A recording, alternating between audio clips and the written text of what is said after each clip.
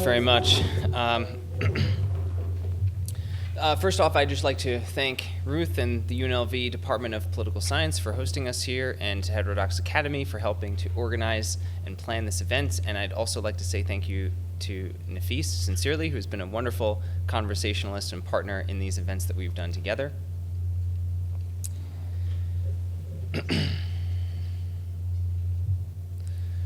My thesis is simple.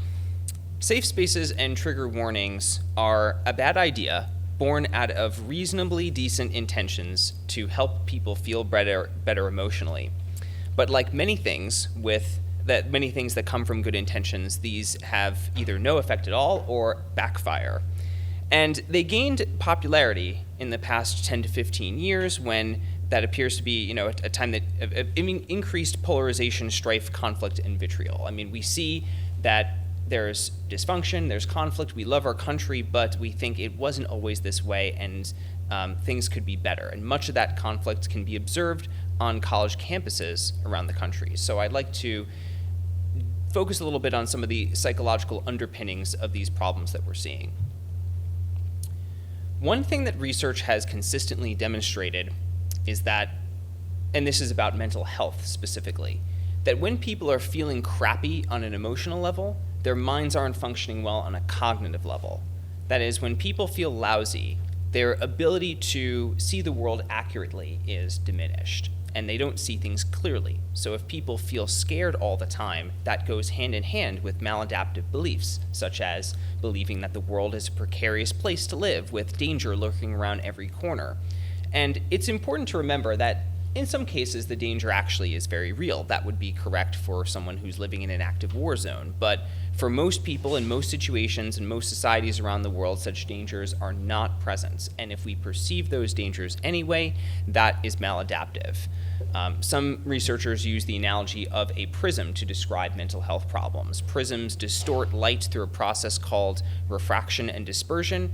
In a similar fashion, when people feel distressed, their perception of the world and other people, of themselves, becomes distorted. Sometimes these cognitive distortions manifest in our personal lives, our relationships, our jobs. We think that our coworker hates us for no reason, or that our boss is about to fire us even when they're thinking about giving us a promotion, or we think our significant others are cheating on us even when they're not. A good example of this is one of my favorite internet memes illustrating this phenomenon, where she thinks he's fantasizing about other women, but really he's thinking about something completely different, and there's a million variations of these. And this manifests in the political realm as well. So a good example of cognitive distortions comes from some data by the research group More in Common that shows how people dramatically underestimate how much we agree across political lines. So in this case, the data here shows Republicans' attitudes when they're asked specific questions such as racism still exists in America, agree to disagree, properly controlled immigration is good, and you can see a vast majority of Republicans are agreeing with those statements. Donald Trump is a flawed person is about 50-50. That one, the Democrats' estimates are the closest, but for the others, they're way off by some 20 to 30 percentage points in some cases. And you can see the same thing happening if you look at Republicans' estimates of Democrats' attitudes. So with questions such as the U.S. should not have open borders, most police are good people, we should not be a socialist country, vast majority of Democrats agree with those statements, but Republicans estimate that only less than half will agree and most will disagree. Similar data exists, not just looking at people's attitudes, but also just demographic estimates. Republicans will typically they'll overestimate the percentage of Democratic voters who are atheist, who are black, who are gay, lesbian, or bisexual, or union members. The estimates are significantly higher than the actual percentages, which are much lower. Same story for estimates of demographics in the Republican Party. This one was my favorite. People estimate that 38% of Republican voters earn over $250,000 a year. The correct answer is only 2%. We're not that wealthy on average, the American people. These, certainly these stereotypes may be true for some individuals. There are some rich Republicans out there, for instance, but they're a distortion if we're trying to imagine what the average person believes And earlier I noted that with mental health struggles, we misperceive situations and other people. In broader culture, we may misperceive those who vote for us as having different qualities or characteristics or attitudes that aren't really accurate. And so we're misperceiving people. And if we ask, how did ideas about safe spaces and trigger warnings become so popular? When we look at the demand for those, for instance, on college campuses, I think this is based on a similar type of cognitive distortion. So my thesis here is that some people want trigger warnings in safe spaces because they misperceive others around them. They falsely believe that others are out to get them, that their controversial ideas are harmful or even violent, and they're seeking protection from things that are not actually threatening. It's a strange irony to observe this too, because in general, either on a college campus or off a college campus, people often say they avoid political discussions because they're afraid of disagreement and conflict. But when psychologists run experiments in which they instruct people to talk about these things, people actually come away feeling pleasantly surprised. And this is, here I'm going to show you some data published last year with the title, Discussing Political Disagreement with Strangers Can Be Unexpectedly Positive. So here we see the expectation in the dark colored bars and the actual experience in the light colored bars, much different. Here's a quote from Kurt Gray, who's a leading researcher in this area. Quote, researchers paired participants up to discuss hot button issues like abortion with people who disagreed with them. Before the conversations, most participants predicted that they would go pretty poorly, ending in shouting matches or awkwardness. But after they had the conversations, participants reported that they felt much more connected and even found unexpected points of common ground. So this is my main objection to the idea of safe spaces and trigger warnings. It creates a negative expectation on the part of the audience that they're going to be confronted with something painful, when in reality, what they're going to experience for the average person is quite positive. Now, we can also look at some of the experimental data on trigger warnings themselves and ask the question, do they actually work? And the short answer is no, they don't. This study shown here is an example of research where participants are reading some material that was selected to be distressing. Such passages contained graphic scenes of violence, injury, or death, including a murder scene from Dostoevsky's Crime and Punishment.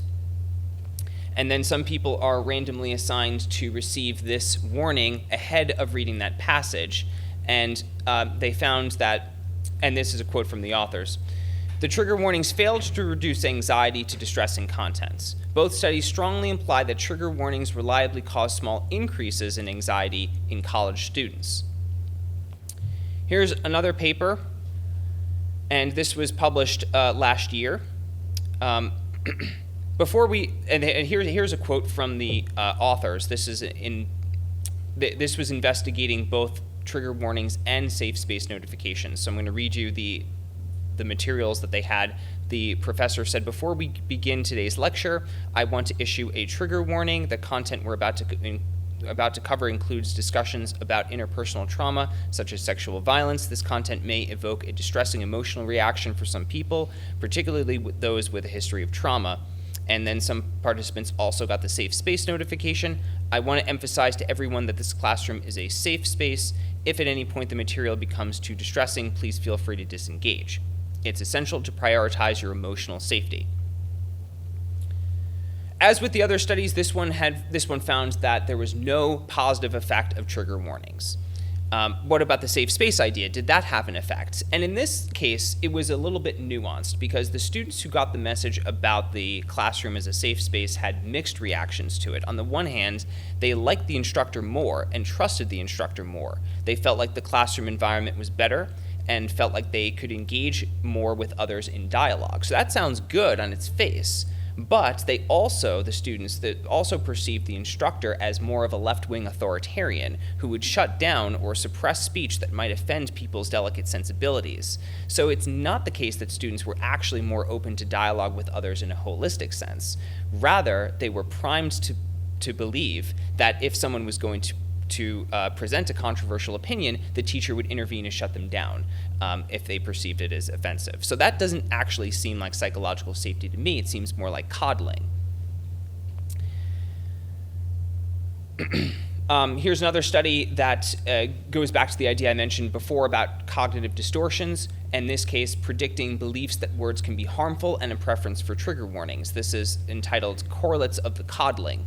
And in this case, the researchers gave people passages illustrating emotional reasoning, and which is basically a form of cognitive distortion, and asked how much they agreed with these and thought that they themselves engage in emotional reasoning. So I'll read this out. People can believe something is true because it feels that way.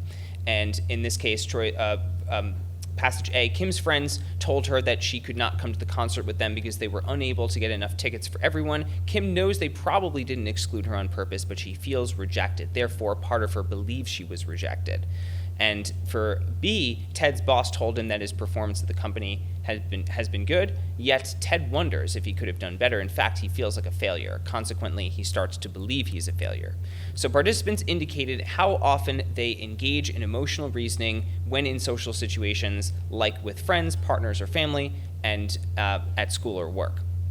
And they found that when people are more likely to engage in this kind of distorted reasoning, they also have safetyism-inspired beliefs, such as the idea that they should be protected from offensive ideas and that words can harm them.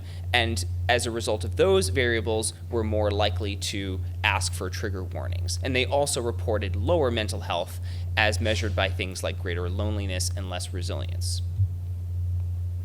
So what can we do to help students and faculty actually feel confident to engage with others? My thinking is that when it comes to mental health, the core of the problem is distorted, inaccurate perceptions of other people in the world. So part of the solution is going to entail correcting those misperceptions, challenging our own beliefs, and reframing thoughts to be healthier. One example, let's say you have someone who's engaging in a cognitive distortion of all or nothing thinking. So that would be something is all terrible or it's all great. So, maybe a roommate steals your food one day, takes a sandwich out of the fridge that isn't theirs, it's actually yours, and then you think, well, this person's horrible, and I never want to hang out with them ever again. A healthier way to be thinking about this might be that nobody's perfect, and maybe they were really hungry, and there should be clear conversations about kitchen-related boundaries, so hopefully it won't happen again. All right. So my name is Nafees, and I want to begin by thanking Ruth. I want to thank Kevin, Niels, and of course, Dylan. Really enjoyed having these conversations with you. Hopefully we get to do this for many years moving forward. I will be talking with you today about the value of safe spaces and trigger warnings. And I'll go off of what Dylan has stated related to cognitive distortions. And one of the major societal cognitive distortions that we're experiencing right now is the very definition of what a safe space is. A safe space was never designed initially to be one in which we don't get an opportunity to speak with one another. In fact, it was quite the opposite, where a safe space, even when Niels introduced us, he said, and I'm going to paraphrase here because I don't remember the exact thing, but you said, it's a safe space for viewpoint diversity and having these sorts of conversations. And that's what safe spaces were initially designed to be. However, that term, I will admit, has been hijacked in some ways. And now, with that, I'll talk about what safety means and how important it is in order for us to be able to have these kinds of conversations. A little about me. I'm an immigrant to the United States. I was born in Libya, grew up in Bangladesh, moved to America when I was 7 years old. English is my fourth language. And I have been in environments where safety was not present. And thus, neither was conversation. And of course, self-actualization, self-esteem weren't present either. And I think it's important to note that when we say that we are seeking, if we say that we are not seeking to implement safe spaces, we are not automatically saying that the space should be unsafe. I think that's a very important designation to make, because if you're not in a safe space, it doesn't automatically mean you're in a dangerous space. It's not a binary type of thing. With that being said, safety is a prerequisite for us to engage with one another If you didn't feel safe enough to disagree with me, you wouldn't, and vice versa. And so when we say safe spaces in its original definition, which I will talk about definitions in a moment, what we're talking about is a space where we can have open inquiry, viewpoint diversity, and constructive disagreement. In 2025, is that what a safe space is? Maybe not, maybe. But this is what the perception of safe spaces are. And this is what safe spaces are not. I want you to look at this picture. Oh, okay, I thought that was me. I thought I said something prophetic and thus thunder and lightning. Oh, yeah. Yeah, I could tell by the spooked faces here, right? So what safe spaces are not, this is the ivory tower, U.S. colleges, stay out of my hashtag safe space. I want you to pay particularly close attention to the pacifier in the mouth. And we'll be coming back to this image in a moment, but this is what safe spaces are not. Perhaps this is what safe spaces have become today. I don't want to talk to you. I don't want to listen to what you have to say. We just go about our business and pretend like we don't exist. Maybe that's what it has become today. And so maybe what we need to do is shift the definition back to what safe spaces was always meant to be, which is a brave space. I'll read off the slides here. Brave spaces may better define what safe spaces were meant to be. And safe space, defined today, is a place intended to be free from bias, conflict, criticism, or potentially threatening actions, ideas, or conversations. Whereas a brave space, which is the original definition of what safe spaces were supposed to be, accepting that we will feel uncomfortable when exploring issues of bias, injustice, and oppression. A brave space is one in which we take risks, doing so with care, compassion, and accountability. Taking the professor hat off for a second, I talk about brave spaces in my classroom. I tell them that that's what this is going to be, because we will not have conversations in the pursuit of emotional safety. We will have conversations in the pursuit of intellectual exploration, even if at times it means surrendering emotional safety. We don't go around having conversations cursing each other out. That's obviously malicious. That's not acting in good faith. But sometimes you might have a question that you feel unsafe asking. Look at me for a second. I have a couple of ideas of what you might be thinking, and allow me to fill in the blanks here. And you might be wondering, what kind of food does he like to eat? You might be looking at my skin color and saying, or asking yourself, I wonder if he likes to eat curry. The answer is yes. You got to meet my mom. She makes the best curry chicken. Why are you not allowed to ask me that question? Right? Why is that what we've turned safe spaces into? Instead, if it was a brave space, you'd ask me, Nafees, you look like someone who might like curry, and then I will jump and say, yes, 100%, you know? And we should be able to have these conversations. And if we're not, then the question is, what is the safest conversation we could possibly have? In 2025, what is the safest conversation we can have? That. Silence. If I were to ask you your name, you might be offended. If I were to ask you your height, you might be offended. Your weight, many people will definitely be offended, right? These general questions, in the interest of learning, we may be prohibited from asking, so what learning is happening actually? And so, coming back to this image, this is not a safe space. A space where you have to muzzle yourself, or you can't ask questions that you have. Acting, assuming, in good faith. If you're not able to ask those questions, then it's not a safe space in the original definition of that term. Brave spaces are spaces where we can have these conversations. And there are a lot of conversations to be had in 2025. During the introduction, you heard that I do a lot of work with artificial intelligence. We need to lean into a lot of difficult conversations of what makes us uniquely human. Because many of the things that we used to think make us uniquely human have been shown to be able to be mechanized. So what is it that makes us uniquely human? If we're afraid to have these conversations, what happens? So the difficult conversations are the most important ones to have. And so if we can adopt this brave space definition of safe spaces, the definition that it was originally meant to be, then you're not going to have this 2025 version of safe spaces where it's nobody offend one another. Well, if we're so intentioned toward not offending one another that we won't ask each other questions, we might not even befriend one another.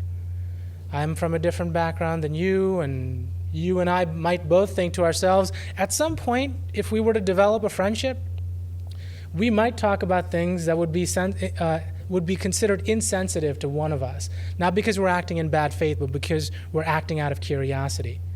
And so you make a business decision, and you think to yourself, you know what, this potential friendship is not worth pursuing. Let me not get too invested in this friendship. Let me not get too invested in this romantic relationship. I could also talk about the loneliness epidemic that's been going on because of the fact that we are so afraid of one another. So one domino falls, 2, 4, and then 6, and so on and so forth.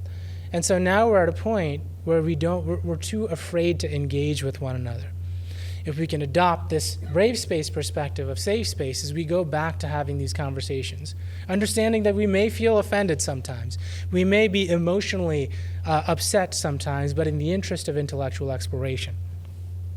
And so trigger warnings specifically, if we were to adopt safe spaces the way that it's defined here, free from bias, conflict, criticism, potentially threatening actions, ideas, or conversations, trigger warnings would be moot in spaces without these things.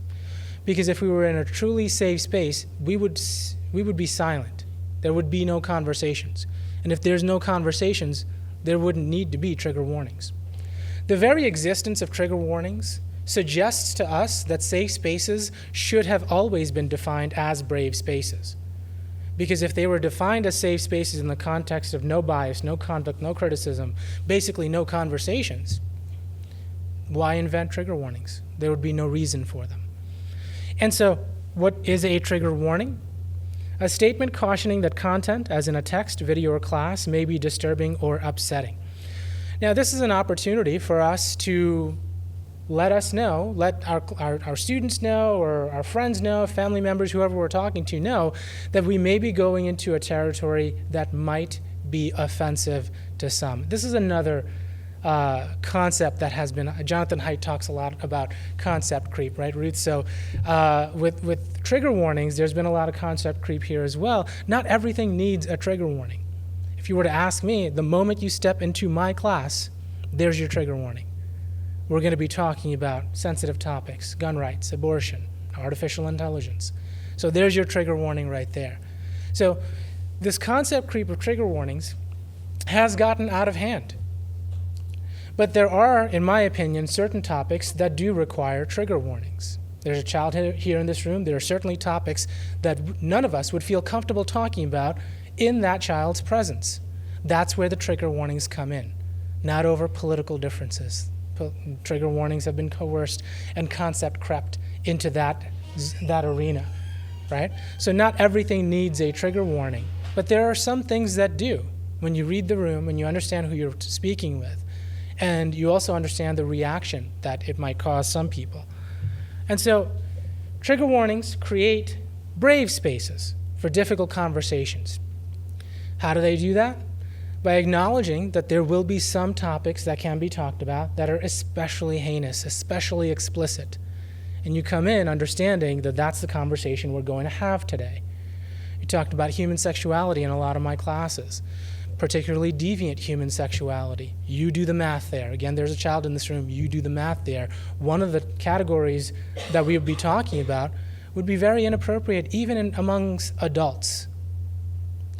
And so when we talk about that in a clinical sense, in a social sense, in a psychological sense, it would, in my opinion, make sense to give trigger warnings perhaps a week ahead, saying next week we're going to be talking about this demographic of people in the context of human sexuality and deviant sexuality, paraphilia, for example, right? So it is true, I do believe that trigger warnings are important. But I also believe that trigger warnings don't need to be present in every single conversation that we have. And ultimately, safety needs to be a prerequisite of the conversations that we have here, within a classroom environment as well as in society. If we do not feel safe, we wouldn't feel comfortable speaking up about anything. I don't remember much about Libya. I do remember a lot about Bangladesh. My dad and my mom certainly filled me in on Libya and how it was back then. There was no such thing as speaking your mind. Whoever you're speaking to, you speak based on what they want to hear. What I'm seeing in 2025 today is a repeat of that. I didn't always want to be a college professor. Football was my dream. That didn't work out very well. But what ended up happening was that in my first year of my master's program, I got into my MSW program. I was asked to write a reflection paper on Peggy McIntosh's White Privilege, Unpacking the Invisible Knapsack. If you're not familiar, it was written back in the 70s, so many people in this room might not be familiar. It was about 26 items of privilege that was noted to be specifically white privilege. Now, even though I am an immigrant to the United States, I do come from a great amount of wealth.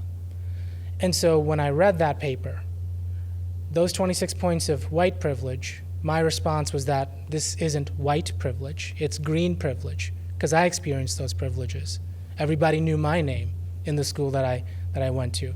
My parents essentially bought the junior high school that I went to, and I was a starting point guard of that team. If you've ever seen me play basketball, there's no one here that isn't a better basketball player than me, including the child in this room, I guarantee you.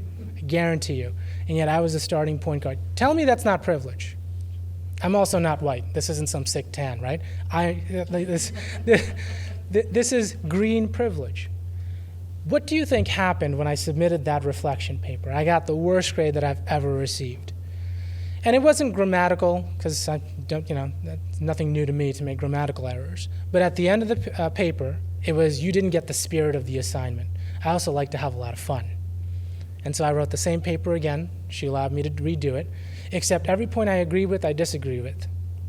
And I got an A. This was back when they had bulletin boards. They want to thumbtack my paper up on the wall. That's what made me want to be a professor. And so to grade people, not based on how they think for themselves, but rather whether or not they think aligned with you, is, in my opinion, one of the most egregious offenses as a faculty member. To create an environment of academic freedom is the most important thing that we can do. And in order to do that, I think safety is a prerequisite. Not in the way that many people define it in 2025, but in the way that the dictionary would define it. So who needs safe spaces and trigger warnings? In my opinion, we do. If we want to achieve self-esteem, self-actualization, and really be able to learn from one another and appreciate the differences that we have between each other, I think we need safe spaces and trigger warnings. Thank you.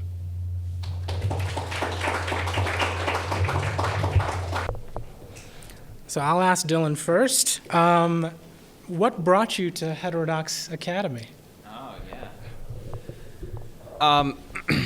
Well, I will say that I'm in the same field as Jonathan Haidt, who you mentioned, and who is a very influential social psychologist, and we both study moral foundations theory and how people make sense of political disagreements and psychology, well-being, that kind of thing. And I remember in 2011, John gave a big speech to the Society for Personality and Social Psychology in which he said, we have a problem in our field. There's not a lot of viewpoint diversity, and it's a problem for academia, it's a problem for the classes that we teach, it's a problem for us in terms of research, and we really need to do something about it. That received mixed responses from the crowd and from the scholars in our field, but I remember feeling not only that he was right, but also feeling like I had a responsibility to take some action to help solve the problem. And then a few years later, he and Chris Martin and a couple of others, I think, announced the formation of Heterodox Academy to promote these values, and that was like 2015, I believe. So I was all in right then and there as soon as John posted about it, and I thought, well, this is great.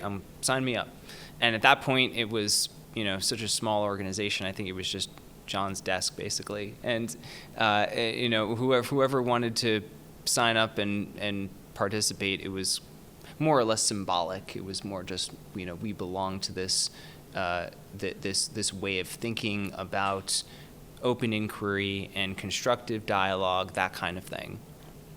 And then it has grown so much in the past 10 years, and we have our own campus communities, including here, and we have conferences, and we have publications, and it's been really wonderful to see it grow. And I think, right now especially, we are having so much of a positive impact in higher ed, to the point where now university administrators are reaching out to us, and they're saying, how can we get better at this? How can we foster open inquiry? How can we get more diverse viewpoints on our campus? Help us do that. That was not something that we heard from university administrators 10 years ago. So I'm really proud to be a part of this organization.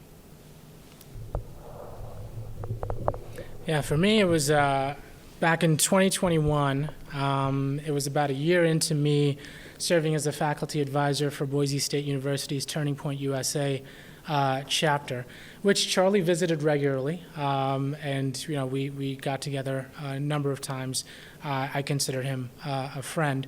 And so as a social work professor, some of the other faculty members were wondering, why would I want to be the faculty advisor for Turning Point USA? And my statement was very simple. It's just, when I think of diversity, equity, and inclusion, that includes viewpoint and political diversity, equity, and inclusion. We cannot exclude certain political factions. We cannot exclude certain ideologies and viewpoints and then call ourselves inclusive. I mean, to me, that's common sense, but I'm the dumbest person in any room.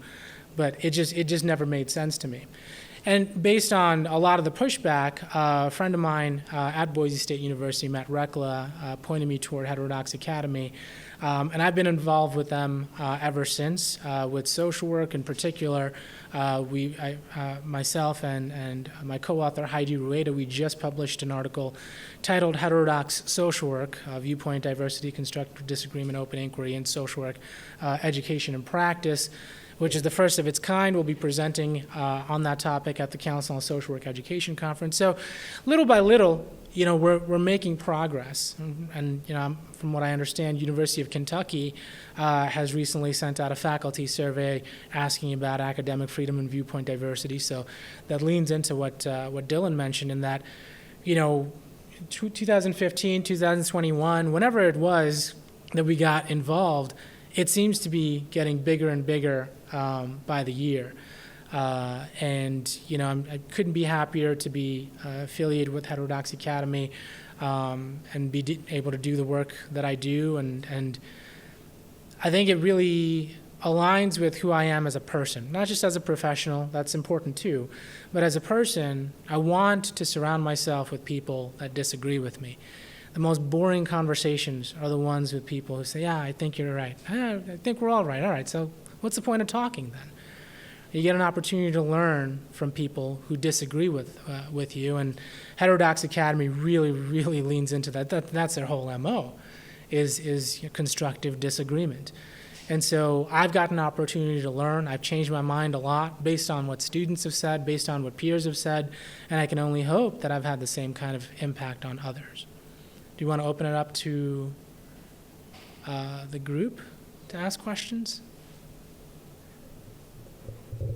Yes. I'll start.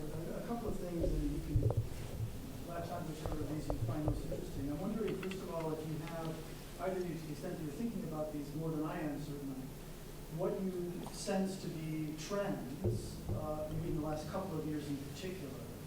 A lot of it seems like it has to do with definitions, I suppose, as Nafees, your presentation suggests, among other things. And then maybe one quick question for each of you. Dylan, could you imagine a scenario on a campus, say, for example, where, as a general rule, the classroom would not be a safe space in the way that you described it, but there might be places on campus that would be in some ways designated for people who might, for whatever reason, feel marginalized or whatever. Yeah. Like that. And then to you, Nafees, I wonder, to the point that Dylan made about the way in which, or whether or not you agree with the proposition that something like a trigger warning could prime people to see offense coming when, in fact, it might not be, and in all likelihood is not. How do you grapple with that? Yeah, so I think I should paraphrase the question, right? And it was a good one about whether there, in some cases, might be a benefit to having spaces that are designated in safe ways, especially for people who might be in marginalized groups. And I'll start by saying I love Nafees's perspective on brave spaces. I think it's wonderful, and I think it's a refreshing alternative to the way that safe spaces are often portrayed and advocated for. I remember last year I asked Nafees, why am I not hearing more of your perspective on this? Because I think it's very good. And to your point, if what we're talking about is something that is safe in the way that Nafees is describing, I'm all for it. That being said, if we're asking the question, and I think I want to pose this question to you also, Nafees, who are the vulnerable people that need protecting? Because I think that is also a very slippery idea. I'm not sure that we all agree on that, and I think part of the rise in thinking about this in the culture, like you mentioned in the first part of your question, the trends over time, so there's more and more focus on safety and safetyism as a way to define and distinguish and divide people. You're over here in this bucket and I'm over here in that bucket, and we need to treat people differently, in some cases based on things that are kind of superficial demographic traits that don't necessarily correspond to anything meaningfully different in terms of psychological variables or character or anything like that. So I would be concerned about that in principle as far as dividing people. That being said, sure, I'm open to situations in which that could be applied in a reasonable way. I would love to see an example of that. Like, I would like to see a positive example where that has been done well. Like, we're going to have a safe space here for these specific people, and it's going to work not necessarily, to stifle conversation, but to open up conversation. Because I think part of the issue that I have with this is that it's more about social control. It's more about trying to regulate what people are thinking and saying. And it's not necessarily, I mean, people could use the word safe, but I think what they're sometimes intending is, I'm going to try to manufacture something that is aligned with my sensibilities of how the world should work. Turn it over to you. Creating the safe space is also important. Yeah. From above, it's organically, it's something. So I'll paraphrase too, as for you asked who are vulnerable people specifically, and you asked, can trigger warnings serve the opposite purpose and essentially put people, what's that? Prime people in such a way that they wouldn't be upset with the conversation unless you primed them to be upset with that. And to answer your question first, I think if you have to ask that question, it's better not to give a trigger warning, because there are only certain circumstances that I can think of that a trigger warning would be warranted. If you're going to be speaking about explicit sexual content in the context of the course. I took a course back in undergrad, actually, and it had a lot to do with the Israeli-Palestinian conflict. And the professor, again, within the context of the course, it wasn't just some random math course we're watching these kinds of videos, but there were some videos on beheadings, and that, difficult to stomach. And I think those are some examples of where trigger warnings are warranted. I don't think a trigger warning is warranted when you're going to have a conversation about viewpoint diversity. I think in many ways, you can't see this, I got 2 American flag tattoos despite being an immigrant. And in my opinion, if you were to ask me just as a friend, I think America is the safe space. America is the safe space that we immigrated to, my family and I immigrated to. And so, that's what it feels like here. So that freedom, which we get to express ourselves, even if it means our ideas contradict those that are in administration or positions of power, is a kind of freedom that we did not have in Libya or in Bangladesh. And you asked about who is vulnerable. That's a good question too, because how would you know if someone is vulnerable just by looking at them? Without just saying, I don't know, and that being the end of the answer, I can give you an example supporting your point, which you've made an excellent one, which is that I was thought to be a part of a vulnerable population when I was starting to get my master's degree. Oh, Nafees is an immigrant, and English is a 4th language. So, some assumptions are made about the immigrant story that, kind of like Drake, you started from the bottom, now we're here. Not every immigrant story is like that. We have to realize that money exists, wealth exists outside of the United States too. Mind blown, right? And so just because you have an immigrant in front of you whose 4th language is English, who came when he was 7 years old, does not automatically mean that this person is underprivileged or vulnerable, right? And so I think we need to be careful with that. And I do think, again, going back to Ruth and Jonathan Haidt, concept creep is creeping everywhere right now. Not everybody is vulnerable. All the people that or many people think are vulnerable are not. Many of the trigger warnings that we feel like we have to give, we don't. Yeah. Can I riff on this? So you mentioned something that really resonated with me. America is the safe space. And it's funny because I think Americans have been feeling less safe relative to the rest of the world. And I saw recently there's been this pseudo controversy about some comedians performing in Saudi Arabia, and Dave Chappelle quipped that he said it feels like it's easier to speak there than it is here. And it struck me that maybe he's joking, but I think the joke would still imply that there's a real fear here, and that we almost don't know how safe we have it relative to other countries like the ones that you're from. I think the safety, when I say America is a safe space, I don't mean from emotional damage. There's plenty of emotional damage, people getting owned left and right.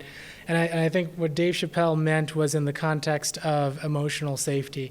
I had a student, an LGBTQ student, who said in class, and she's certainly welcome to, that Palestine would be the safest place to live. And I said, do you want to go there? You know how dangerous it would be for you in particular? There is that cognitive dissonance there where you don't understand how good you have it because you've always had it this good. And it sounds like I'm kind of being preachy, right? Because I'm using my immigrant status as some sort of badge that others might not have to say, look, I know better than you. That's not what I'm saying. I'm saying that if you want to find out, you may be sorry. While in America, anyone can say anything to hurt your feelings. Even right now, someone might raise their hand and say something that hurts my feelings. At least I'm not in the kind of physical danger that I was in Libya, or that I would be in Bangladesh, or that student might be in Afghanistan. I'm sorry, not student, but the Dave Chappelle skit about Afghanistan.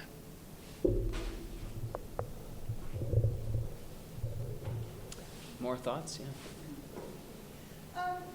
To what degree do you think that kind of starting from a presumption of vulnerability versus a presumption of resilience creates increased vulnerability in students? I mean, we're seeing, and this is one of the things that Jonathan Haidt writes a lot about in following, but we're seeing that increased mental health issues with our students. I've had more this semester than ever with my students.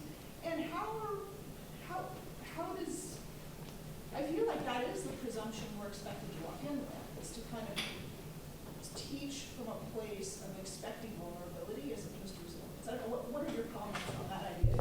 Yeah, that's a great point. And yes, you're right that John and Greg Lukianoff have written about this. And sure, I mean, there's a reason. I mean, we have studies that make use of the placebo effect because of the power of suggestion. This is a very well documented thing in psychology, that the expectations you have will influence the outcome in other people's behavior. So yeah, I absolutely think that an expectation of vulnerability will lead to greater vulnerability. That being said, I'll also say, just and this might seem like a kind of cynical thing, but with regards to the rise in students who may want to take advantage of those things, that's because they're incentivized to try to take advantage of it. And it's easier than ever. In fact, at my home institution at Johns Hopkins, they have relaxed the regulations for students to claim accommodations, that all they need is a doctor's note instead of a formal assessment. And the same could be happening in a less formal way, in terms of, people thinking, oh, well, I'm going to get some kind of social clout. I'm going to be recognized, validated, appreciated in some other kind of abstract way by my peers, maybe even by my professors, if I claim to be vulnerable. More positive attention, more accolades, more affirmation, that kind of thing. So I think there's a self-fulfilling prophecy, but I also think there's a kind of social incentive structure that is kind of guiding people in that direction. Dylan and I were talking before we started about today about how GPS navigation has made it such that it's very difficult for us to navigate. My dad used to have like giant maps. For the young people in this room, we used to have physical paper maps, and somehow our parents used to know exactly where we are, where we need to turn, and stuff like that.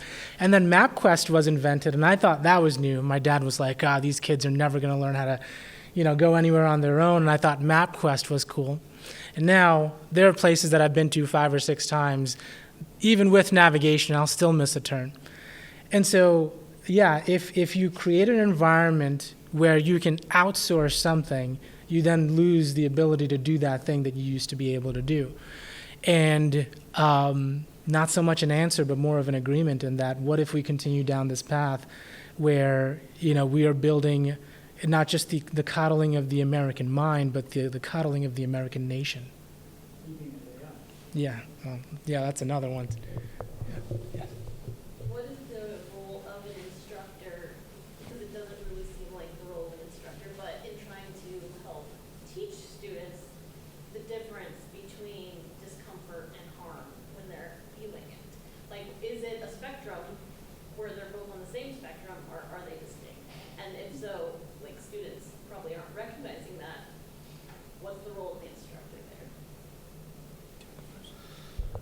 Yeah, there's probably a million different answers to this, and I think that's the beauty of thinking about pedagogy and hearing teachers' perspectives and professors' perspectives on this. I'm sure a lot of you in this room who are teachers, I would love to hear your thoughts on this question as well. What I would do is I would try to frame that in terms of the benefit that they're going to get.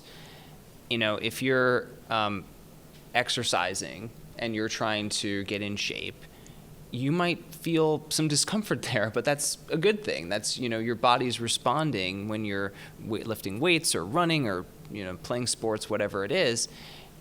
Your body is adapting and is going to be stronger for it in the long run. So to tell students, hey, listen, this is good for you. You're going to be smarter. You're going to be a better critical thinker. You're going to be savvier, and you're going to achieve more in your life if you embrace this kind of discomfort. That it is a positive thing.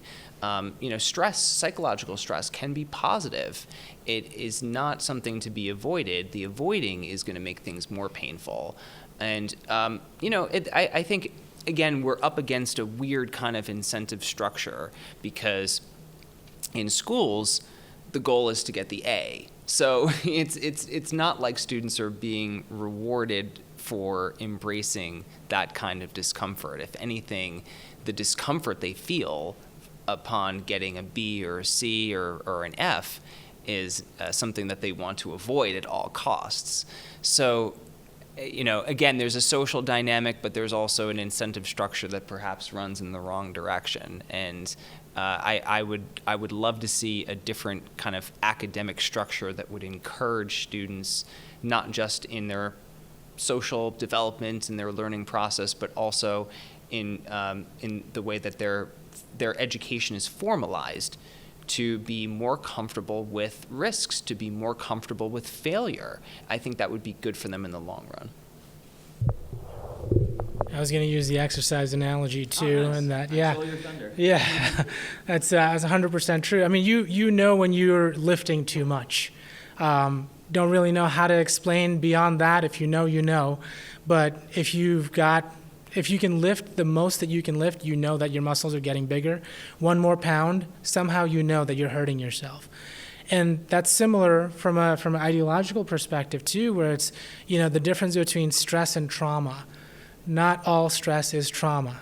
This is another example of concept creep, where I'll overhear students coming into class, this traumatized me. It's raining, it's thundering, I'm traumatized. I'm like, oh no, this is not, and I've written about this, you've written about this as well. We've both written for Psychology Today about how concept creep, my article particularly talks about narcissistic personality disorder, where everyone thinks all of their exes have been narcissistic.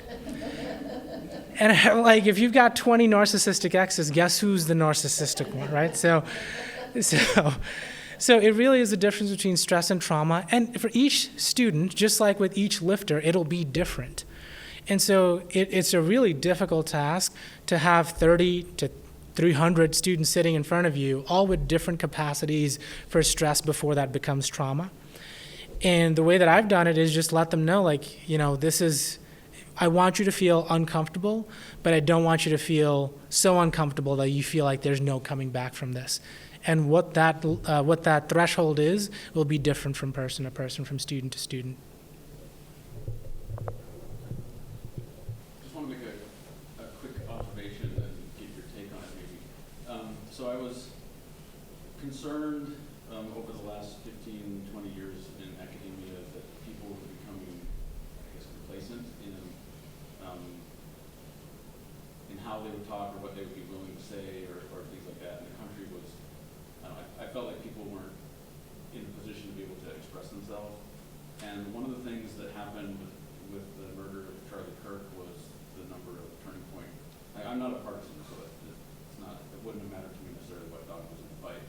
But the number of new chapters was like 10 times what it had been before, which to me was very heartening in that people, I appreciate when people are like, you can't tell me what to say, you can't tell me what to think, and they're willing to kind of put themselves out there a bit more. And I think that was one of the things that came as in the wake of Charlie's assassination was people saying like, I'm not going to be quiet anymore. That doesn't mean that they're going to be, there's going to be people on the fringes all the time, but I think just the general person, I'm going to say what I think now. I think that's going to be a benefit to society and also to the universities to have people willing to say stuff, because I think they will find that more people agree with them than they originally imagined. Yeah, that's a great point. I will respond by, so some of you may have seen my colleague Paul Bloom had this piece recently, Why Aren't Professors Braver?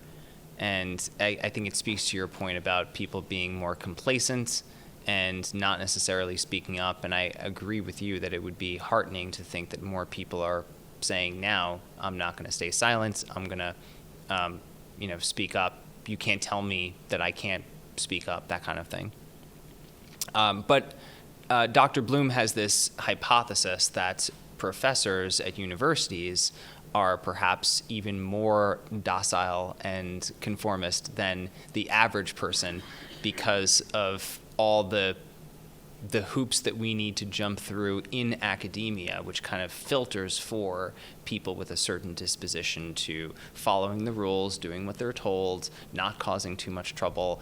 And perhaps this is especially true in a very competitive academic job market where even one person in a department who doesn't like you could mean, you don't get the offer. And so the way to go is basically to be always agreeable in, I guess, the worst sense of the word, because you're not speaking up, you're not voicing your opinions, you're not engaging in constructive dialogue and disagreement. And, I guess there's not really, I can't recall in Paul's piece whether he has a kind of solution to this, or even if he presents it as a problem. It's more just a kind of observation and diagnosis, like this is kind of how it is. But maybe we'll see a positive trend towards people being more open and speaking more freely. I would certainly like to see that. I wrote an article in Minding the Campus, I think came out a couple weeks ago, about Charlie Kirk. And I think it was titled something to the effect of college professors can learn a lot from this college dropout. And in that, I wrote about how we're always working towards something. An assistant professor is working toward promotion and tenure to associate professor. Associate professors are working toward full professor. Full professors are working, if they're well published enough, to be distinguished professors, and then distinguished professors are working toward an easy and clean retirement. So it's never going to be the right time, and so it might as well be now. And so I think that really lends itself to what you just said about the bravery of standing forward and saying what you feel needs to be said instead of waiting for the right time. There is no right time. Now is the right time. Whose role is it to establish the balance between academic freedom and safe spaces? Is it possible that the university, as the campus writ large, could establish some sort of universal understanding of what that is? Because, to your point of every student has a different capacity for trauma and stress or harm, but then also it seems as though each professor would intervene at different points and enforce safe spaces or academic freedom in different ways. That spectrum, whose role is it? At what level? Is it possible to establish that as a culture? And for you and your classes, what does that look like when students start versus like throughout the semester? How long does that take to? You can say a space is safe, but until you enforce it and they feel it, it won't actually be that, right? So sorry, that's kind of two questions, but just wondering. Yeah, great question. So, sorry, I feel like I haven't been paraphrasing the previous couple of questions we got, but I'll try to for this one. So, whose role is it to figure out the line between academic freedom and safe spaces and the kind of culture setting and norm setting within classrooms over time, especially? I think once we get a formula that works, it'll become more and more prevalent and popular. I would say, we're definitely not there yet. And that's where I would say the onus should be on individual instructors, professors, academics to, play around and see, what works for them and share those ideas. And then, to the extent that they work, they'll proliferate. So I would say, to any administrators in the audience, hands off for now until we get the right secret sauce, the right formula to make it all work well. And it's a part of this is a challenge that extends beyond our classroom. So John Tomasi, the HXA president, likes to talk about all the ways in which we can make a difference as researchers, as scientists, as professors, but there's something else that's kind of the magic of the university campus in a dorm room on a random Tuesday night, and we're not there for those moments. This is something that comes from the students, and they need to have a part in this as well. There are some students who will take safetyism too far, but they need to be part of the decision making in terms of the norms and in terms of the culture. I try to encourage them to think about even those that they disagree with as friends, and I do think that students are more open to those kinds of difficult conversations or constructive disagreement when they feel like, okay, I'm with my friends. These aren't just classmates, but these are people that care about me and I care about them. I think by definition of academic freedom, the individual professor gets to determine where to draw that line.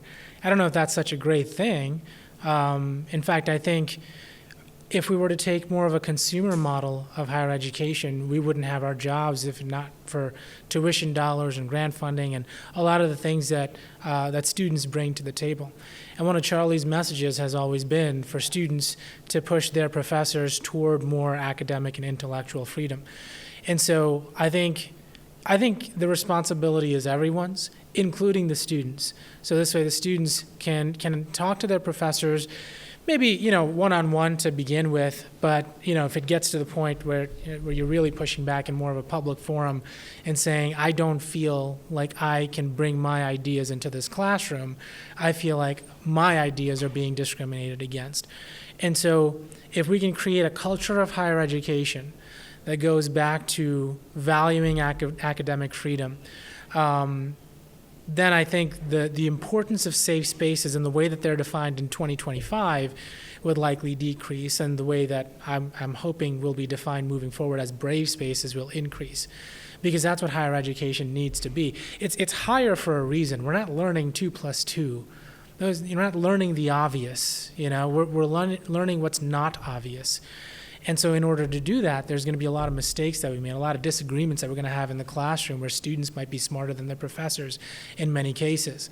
And so creating that environment where professors feel like it's not embarrassing to have a student that's smarter than you, and also for students to feel like it's not embarrassing to be caught in something that they didn't realize at the time. If we can leave our egos aside, I think we'll be better students, and the students includes professors as well. All professors are forever students. I was just going to comment. I enjoyed listening to both of your perspectives. And I have to say, I wonder if it really is, it's certainly constructive, but I'm not even sure there's that much disagreement. And I found myself agreeing with both of you. And so I guess to get to Paul's point, a lot of this does seem to be definitional. And it does remind me, too, of what's happening, let's say, in the physical sciences. And my husband is a marine biologist, and one of his colleagues was just kind of chatting away once, and he said they have to label everything now as hazardous. He said, if I go and buy a bag of mussels and bring them into the lab, like he put hazardous. And so he said, if somebody actually brings something in that is hazardous, and, there are going to be huge problems because nobody will take it seriously. And so I guess that it seems like this creep, this submission creep or concept creep has been a huge problem. And I guess you see it in other areas. People aren't careful in the face of a lot of situations because we've been told to be careful about everything. So in any case, I found that I'm not going to be an interesting person to have a conversation with because I felt like I agreed with both of you just most of the time. So. All right, so I'll try to paraphrase, but I love hearing that. The comment was about you're feeling like there was much to agree with in what I was saying and what Nafees was saying, and I also really like the example of the your husband's work as a marine biologist with the mussels being hazardous, and how if everything is hazardous, then nothing is really hazardous. And then when somebody actually brings in a hazardous thing, nobody's going to take it seriously. And so I mean, this is connected to what we were talking about in terms of concept creep. And so Kurt Gray has this theory that I think applies nicely to this. He talks about it more as a way to explain moral outrage. In fact, his book, which I would recommend checking out, is called Outraged. And so he has this thesis that because life has become objectively better and safer in many ways, like, for example, less violent crime, that we kind of perversely see more things to be threatened about and more spaces for what he calls, kind of righteous political outrage.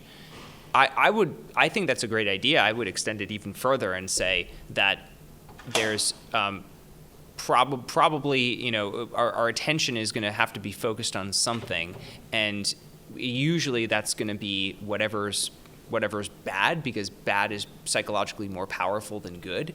And so we're just going to kind of keep looking in those directions.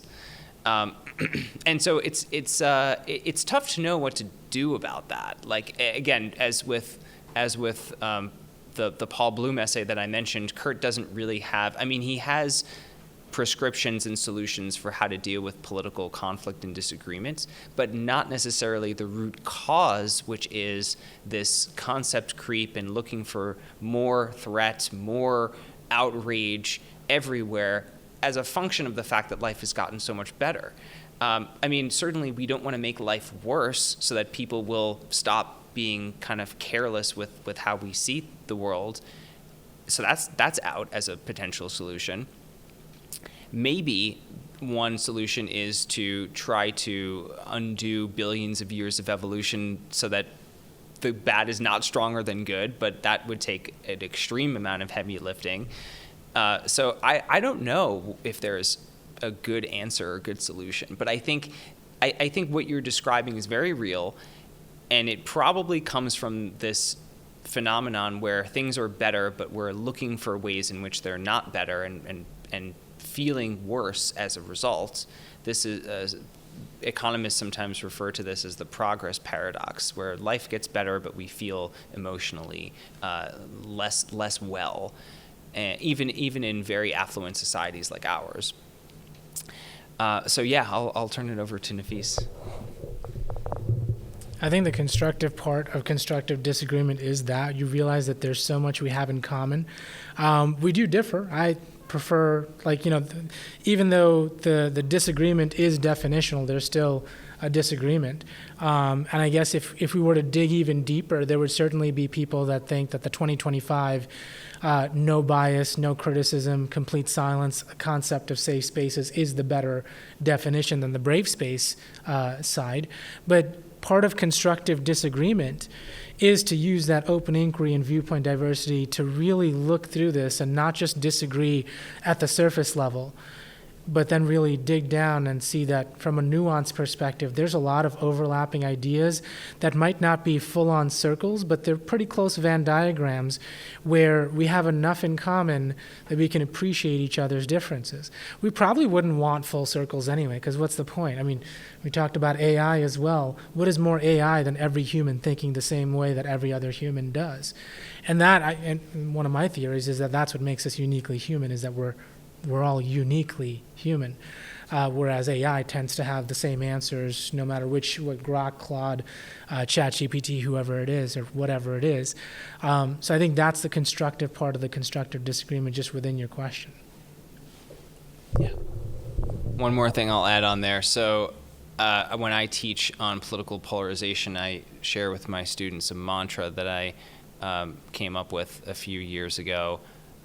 And this is just in response to the data, some of which I showed you from More in Common. Most people agree about most things.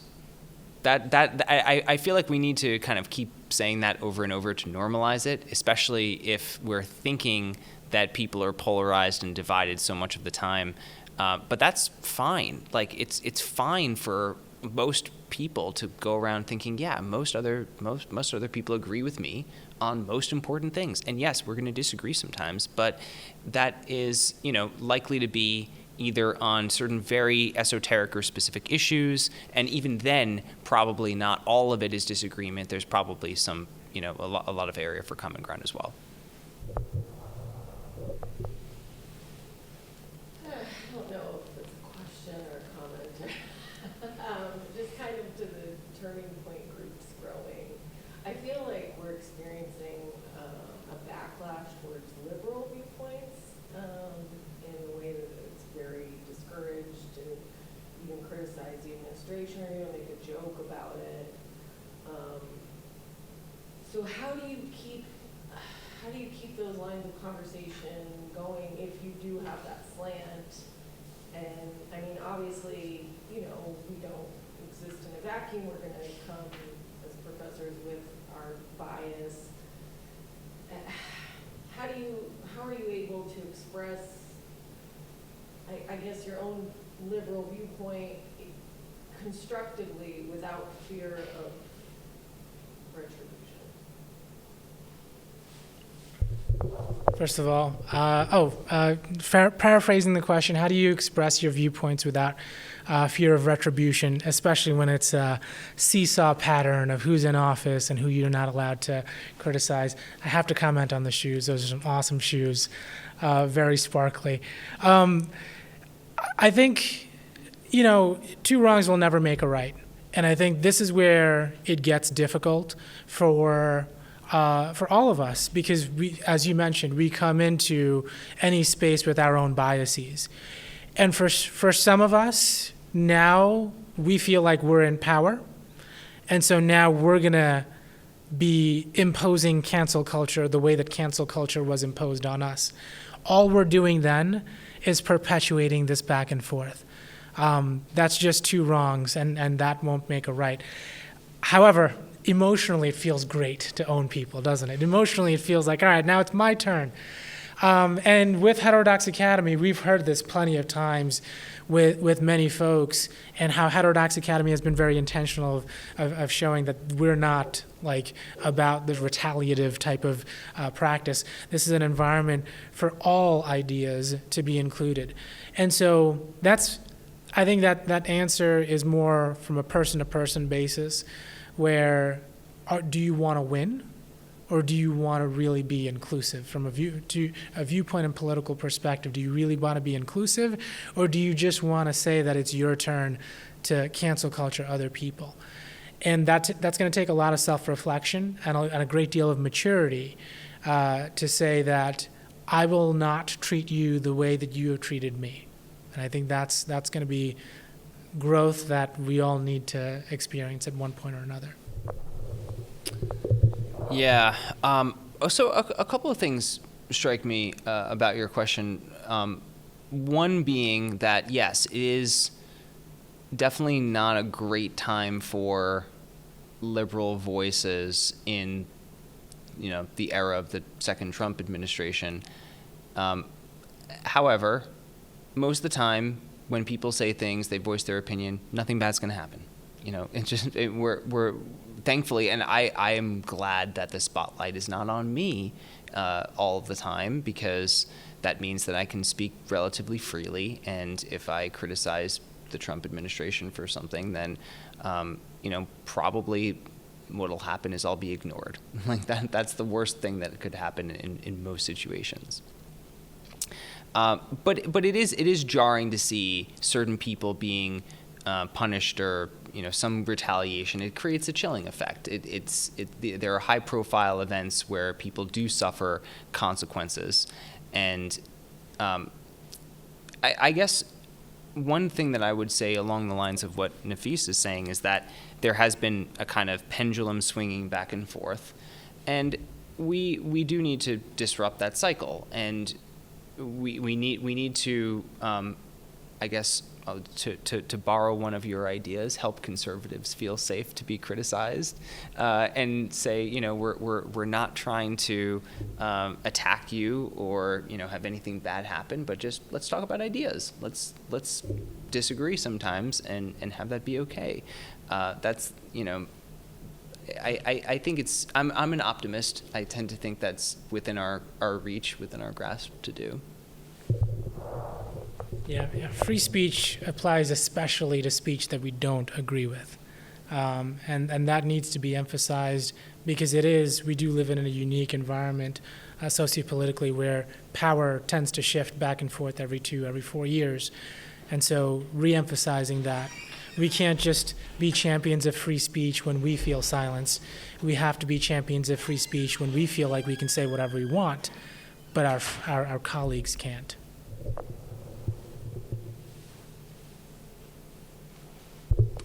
And humor helps too. Sorry, just one more thing. Like, jokes help, and humor helps, and laughter helps. It's healing, and then you got to make it clear. Like anyone else, you can tell a joke about me, and it'll be okay. We'll roll with it. Learning how to laugh at yourself is going to be, I think, a good form of medicine. And it's a social proof. It's a signal to others that it's okay. Like, we'll be fine. applying that to trigger warnings, you could say, the trigger warning for this class is that there's no trigger warning. I guess that was. That's very meta. It's very meta. Clever. Well, thank you very much for having us. Really appreciate you. Yeah, thank you.